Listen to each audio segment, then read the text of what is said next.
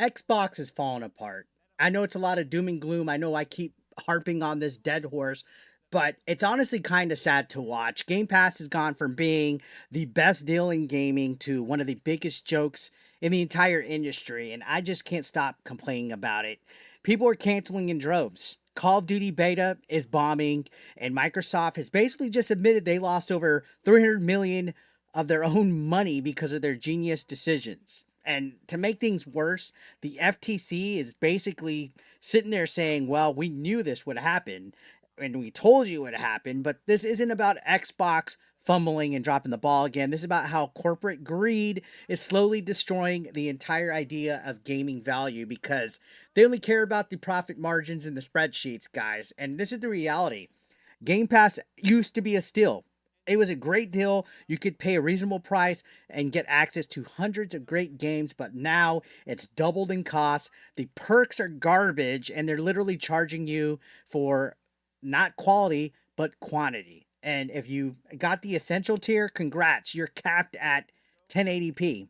You got to pay for higher resolution than 1080p, guys.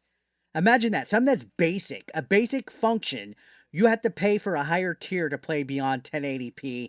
If you want a decent bitrate or 1440p, you got to upgrade. You got to spend more money. They're actually monetizing resolution. And then they had the nerve to tell us it's a better deal because it includes stuff like Fortnite Crew or Ubisoft Classics or access to whatever that other Riot Games nonsense is. This is the kind of nickel and diming that turns a great service into a glorified scam, guys. And it's a ugly feeling. Let's talk about Call of Duty because this one is brutal, guys. According to this report that we're about to talk to from Bloomberg, Microsoft lost over 300 million in sales when they put Black Ops 6 on Game Pass. 300 million, guys. That's money that just evaporated because they thought subscribers would somehow make up for lost sales. Risky, brave, bold, but it didn't play out for them, guys. Gamers told them this would happen. We all warned them nobody's going to be buying a $70 game when we could play it for free on Game Pass. That's what I did for free on Game Pass. Xbox underestimated their audience. They thought we would double dip. We would pay for Game Pass and buy the game on our own, but we didn't. I definitely didn't. Now, sure, Xbox did brag about pulling in nearly 5 million in revenue from Game Pass last year, but that's not profit. That's absolutely no profit. Once you factor in the cost of acquisitions, servers, studio burn rates, that number starts to look a lot smaller, guys. There's a lot of cost involved. So, what's the fix? Simple, jack up the prices, which is what they did, add more restrictions, and pretend it's for the players. We're not being fooled here, Xbox. We see exactly what you guys are doing. Now, you would think they would learn something from this backlash, but no, they didn't. Microsoft has been laying off developers left and right while blaming restructuring, that corporate speak, restructuring. Meanwhile, the people who made this mess, they get to keep their jobs. They're cashing $1 million bonuses up top. The FTC's stepping in once again, saying exactly what fans have been saying for years. The Activision deal, the Activision Blizzard deal, it's hurting games and it's hurting developers. And they're right. When a mega corporation buys up a huge part of the industry, this was practically half of the industry with this acquisition, prices aren't going to go down. They're going to go up. This is the problem with this. This was inevitable. The Xbox brand spent billions trying to dominate the market. And now that they're realizing they can't afford to keep all that, to keep all that fantasy going, they got to bleed players dry. And that's what we're seeing with all these price increases and stuff here. There is a report on Bloomberg in regards to Call of Duty. Apparently, Microsoft gave up 300 million in Call of Duty sales as a result of Game Pass. That is a lot of money to be just throwing out there. And this is because this was a day one Game Pass game, which they're practically just giving away their games apparently at this point. Could you imagine what $300 million would do for Xbox as a brand? They definitely wouldn't be sinking deeper and deeper into whatever weird hole they're currently in to where they have to have price hikes for both consoles and Game Pass. But going on in this article. There's a lot of interesting stuff right here. So this says in a recent Bloomberg report, Microsoft has reportedly given up a potential 300 million in Call of Duty sales as a result of putting the game on Game Pass. The price hike and other changes to the Game Pass plans are a sign that Xbox's big streaming push is still not generating the revenue it would like 8 years after launch. According to interviews with 7 current and former Xbox employees, the company is putting some of its top titles on the streaming service, but that's cutting the sales of higher margin games like Call of Duty, which came with Microsoft's 2023 acquisition of Activision Blizzard, said that people who asked to not be identified discussing internal company matters. Xbox gave up more than 300 million in sales of Call of Duty on console and PCs last year, according to one of the former employees who asked not to be identified, discussing internal estimates. That is a big yikes, guys. You know it's bad when seven former and current employees are asking not to be identified because they're giving away company secrets. Yikes.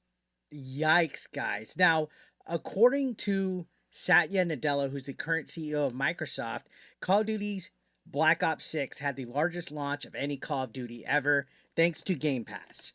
But the question at the time wasn't how many people would play it, it's whether that actually spilled into actual gross revenue. You can't really detect that because Game Pass is a monthly service that includes all sorts of games. You can't base how much revenue Call of Duty would be making off of that. You know, the player base really isn't much of anything if you want to go into that. So, this article does continue to talk about Call of Duty as a franchise, saying earlier this year it continued to dominate the sales charts as the number one highest selling title in the US. Later in May, Tweaktown reported that Black Ops 6 was the highest grossing title in the franchise's history.